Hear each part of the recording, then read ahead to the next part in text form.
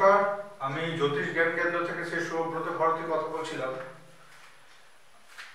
আজকে যে বিষয়টি নিয়ে আলোচনা করব সেটা হলো এডুকেশন। ঠিক আছে, এডুকেশনকে আমরা কিভাবে বুঝতে পারবো বা কোন স্ট্রিম নিয়ে পড়তে পারে সেটা কিভাবে বুঝতে পারবো। তো এই ব্যাপারটা নিয়ে আজকে আলোচনা হবে।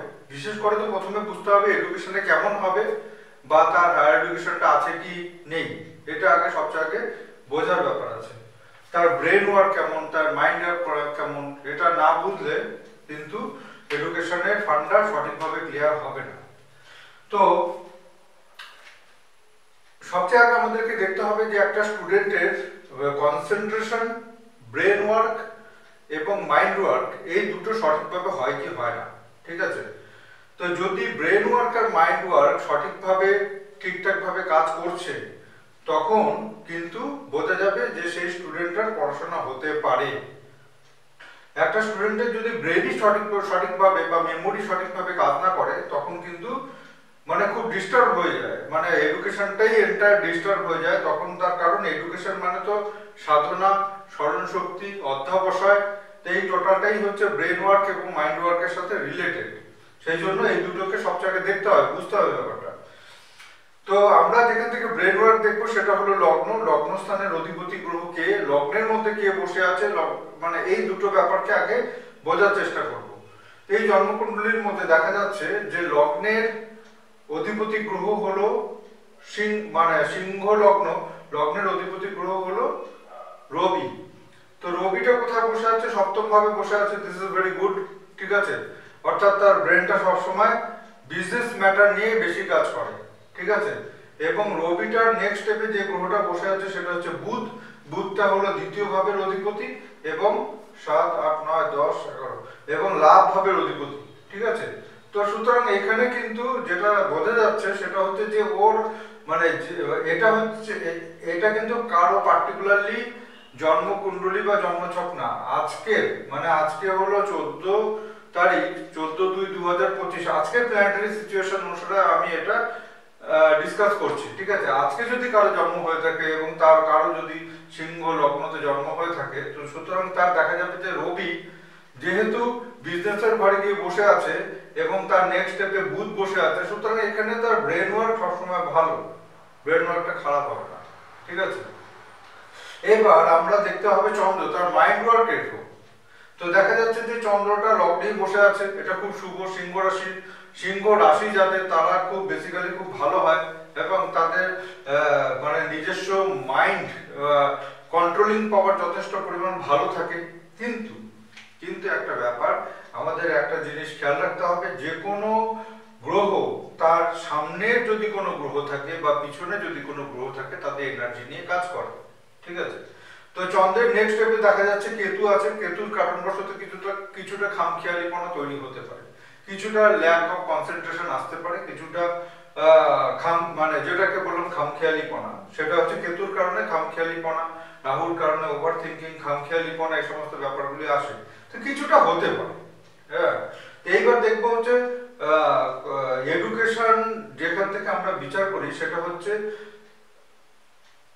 ক্লাস 1 থেকে আপ টু গ্র্যাজুয়েশন পর্যন্ত আমরা লগ্ন থেকে 4 নম্বর ঘর থেকে আমরা এডুকেশন বিচার করি। তো লগ্ন থেকে 4th হাউসের লর্ড কে? মঙ্গল। তো মঙ্গলটা দেখা যাচ্ছে একাদশে বসে আছে কিন্তু রেট্রোগ্রেড অবস্থায়। রেট্রোগ্রেশন মঙ্গল কিন্তু শুভ মঙ্গল না। যে কোনো প্ল্যানেট রেট্রোগ্রেশন অবস্থায় ভালো ফল দেয় না, যেমন রাহু কিন্তু কোনোদিনও শুভ ফল দেয় না। ঠিক আছে, তো কিছু না কিছু বরবাদি করে ও মানে কোনো একটা প্ল্যানেট যদি কোনো সময় ভালো ফল দেয় তাহলে সেই প্ল্যানেটে রেট্রোগ্রেড করে ও কি করে, ওটাকে ধ্বংস করে মানে বা ডিস্ট্রাকশনের পথে নিয়ে গিয়ে ওটাকে ব্যালেন্স করে দেয়। ঠিক আছে, তো কোনো রেট্রোগ্রেড প্ল্যানেটই ভালো ফল দেয় না। কারণ হচ্ছে আমরা জানি রেট্রোগ্রেড প্ল্যানেট হচ্ছে তেছরা গ্রহ। তেছরা মানে কি? তেছরা মানে হচ্ছে নেগেটিভ ফলদায়ক। ঠিক আছে, হিন্দিতে একটা কথাই আছে যে তেছরা মানে প্ল্যানেট, তো সেটা হচ্ছে যে ওরা নেগেটিভ ফলই দেয়। একটা ঘটনা দুবার পুনরাবৃত্ত করায়। ঠিক আছে, রেট্রোগ্রেড প্ল্যানেট অর্থাৎ এক স্ট্রিম নিয়ে পড়ছে, সেই স্ট্রিম চেঞ্জ করাবে। ঠিক আছে, সেটা হচ্ছে রেট্রোগ্রেড প্ল্যানেটের কাজ। চলতে চলতে পথটা মানে চলতে চলতে পথে বাধা দিয়ে স্টপ করিয়ে দিয়ে আবার নতুন করে চলা শুরু করা, সেটা হচ্ছে রেট্রোগ্রেড প্ল্যানেট। তো 4th হাউসের লর্ড যেহেতু রেট্রোগ্রেড মার্স, সুতরাং এটা হতে পারে যে এডুকেশনে আপ টু গ্র্যাজুয়েশনের মধ্যে ওর কোনো স্ট্রিম চেঞ্জ হতে পারে, কিংবা 1 ইয়ার লস হতে পারে, কিংবা চলতে চলতে এতটাই এডুকেশন স্লো অ্যান্ড ডিলে হয়ে গেল, 1 ইয়ার লস হয়ে গিয়ে আবার নতুন করে শুরু করলো, যেরকম মার্সের ফল দেয়। ঠিক আছে, রেট্রোগ্রেড যেভাবে ফল দেয় মার্সও ঠিক ওরকম ভাবে ফল দেবে। এবার হায়ার এডুকেশন কোথা থেকে দেখবো? হায়ার এডুকেশন দেখবো হলো আমরা 5th হাউস থেকে। তো পঞ্চম ভাবের অধিপতি গ্রহ বৃহস্পতি। তো বৃহস্পতি অ্যাট প্রেজেন্ট সিচুয়েশনে দেখা যাচ্ছে যে কর্মস্থানের সাথে যুক্ত, ঠিক আছে, এবং সুতরাং এর যে হায়ার এডুকেশনটা হবে সেটা কোনো প্রফেশনাল এডুকেশন হবে, যেহেতু এই বৃহস্পতি কর্মস্থানের সাথে যুক্ত। তো সুতরাং মোটামুটি আমরা এখানে যে স্ট্রিম অফ এডুকেশন কি হবে, আমরা ব্রেনটা আগে কোন দিকে কাজ করছে সেটা তো দেখতে হবে। ব্রেন কাজ করছে সপ্তম ভাবের সাথে, বিজনেসের সাথে।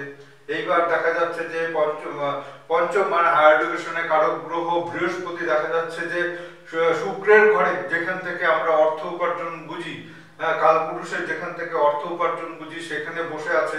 প্লাস হচ্ছে বৃহস্পতি দেখা যাচ্ছে যে চন্দ্রের নক্ষত্রের সাথে যুক্ত। তো এটা খুব মানে এই জাতক বা জাতিকা যদি কোনো কারণবশত যদি কমার্স বেস এডুকেশন করে তাহলে সেটা শুভ হবে, কারণ হচ্ছে ব্রেনটা ডাইরেক্টলি বিজনেসের সাথে রিলেটেড, ঠিক আছে, এবং ইয়েটা পঞ্চম ভাবের অধিপতি ডাইরেক্টলি কি বলে ওটাকে কর্মস্থানের ভাবের সাথে যুক্ত, এবং চৌথ ভাবের অধিপতি লাভ ভাবের সাথে যুক্ত। সুতরাং এ যদি মানে মানে কমার্স নিয়ে বা সিএ বা চার্টার্ড নিয়ে পড়াশোনা করে, বা কমার্সের আরো অনেক লাইন আছে সেই নিয়ে যদি পড়াশোনা করে তাহলে এটা শুভ হবে। এইভাবে আমরা একটা স্ট্রিম সিলেকশন করি, ঠিক আছে।